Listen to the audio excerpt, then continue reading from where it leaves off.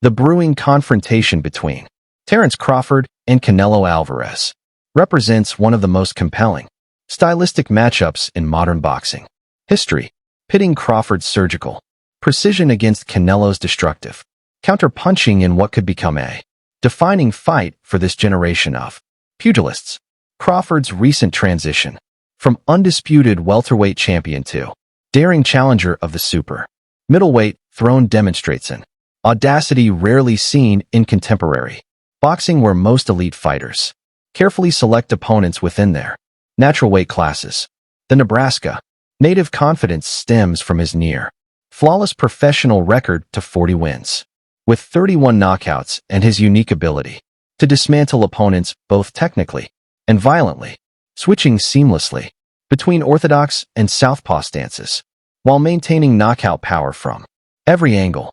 What makes Crawford's challenge particularly intriguing is his proven capacity to solve southpaw puzzles, a skill set that could prove invaluable against Canelo, who, despite his overall brilliance, has shown occasional vulnerabilities against left-handed opponents throughout his career, most notably in his loss to Floyd Mayweather in competitive fights against Ireland. The physical logistics of Crawford moving up for weight classes from 147 to 168 pounds present fascinating physiological challenges that could determine the fight's outcome more than any tactical consideration. Crawford's team has reportedly engaged world-class nutritionists and strength coaches to implement a gradual mass gain program designed to add functional muscle without sacrificing his trademark hand, speed, or elusive footwork. Historical precedents suggest such dramatic weight jumps rarely succeed at the elite level.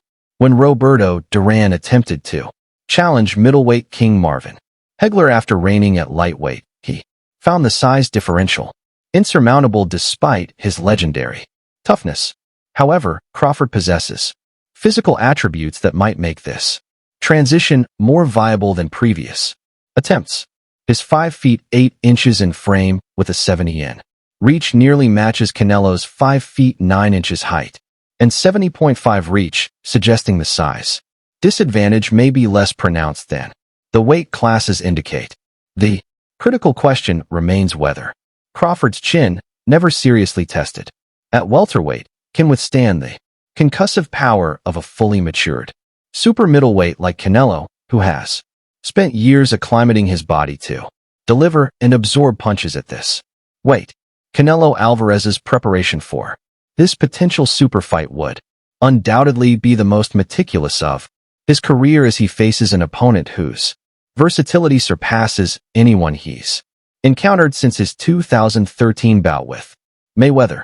The Mexican star's recent performances against technically gifted boxers reveal an evolving approach where he once relied on aggressive pressure against fighters like Khan and James Kirkland. His more measured performances against Billy Joe Saunders and Caleb Plant demonstrate improved ring generalship and patience. Canelo's camp would likely focus on exploiting Crawford's relatively light rise at higher weights by emphasizing body punching and clinch work designed to wear down the smaller man over 12 rounds. Eddie Reynoso, Canelo's longtime trainer, has proven adept at developing game plans that neutralize speed advantages as seen in their domination of the quick-handed Callum Smith.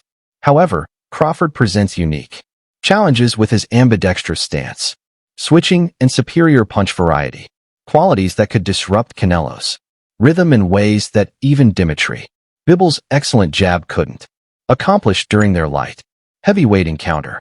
The financial architecture of this potential super fight could redefine boxing's economic landscape, with early projections suggesting it could generate between $250–300 million in total revenue across various streams.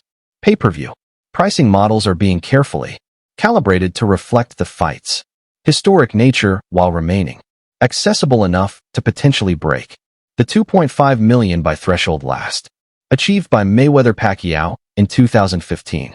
International distribution rights have become a particular point of emphasis, with Latin American broadcasters prepared to pay premium rates for what would be Mexico's biggest boxing event. Since Julio Cesar Chavez's heyday, venue selection has evolved into its own competitive saga with Las Vegas, Allegiant Stadium, AT&T Stadium in Dallas, and Saudi Arabia's emerging boxing infrastructure all making compelling cases to host the event. The Saudi option presents particularly interesting variables as their sovereign wealth funds could guarantee each fighter upwards of $50 million before any revenue sharing, while also providing unprecedented production resources to showcase the event globally. From a technical standpoint, Crawford's path to victory likely involves replicating and refining the blueprint Dimitri Bivol used to defeat Canelo in 2022. Constant movement, sharp jabs, and combination punching that prevents the Mexican star from setting his feet to deliver power shots. However, Crawford brings additional dimensions that Bivol lacked, including devastating body attack and the aforementioned stance switching that could disrupt Canelo's defensive reads. Film study reveals that Canelo often struggles momentarily when opponents change angles abruptly, as seen in moments against Sandoz and early in his first bout with Gennady Golovkin. Crawford's ability to deliver power punches from unconventional positions, his uppercut from the southpaw stance being particularly destructive, could exploit these micro-openings in ways previous opponents couldn't capitalize on. The critical factor will be whether Crawford can maintain these tactical advantages while carrying an additional 20 pounds of muscle mass, which historically has diminished fighter mobility and stamina regardless of training methods.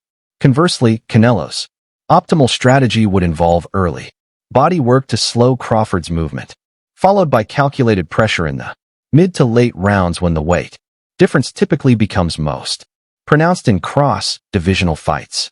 The Mexican's improved jab and underrated footwork have become increasingly potent weapons in recent years, allowing him to cut off the ring more effectively against mobile opponents than he could earlier in his career. Canelo's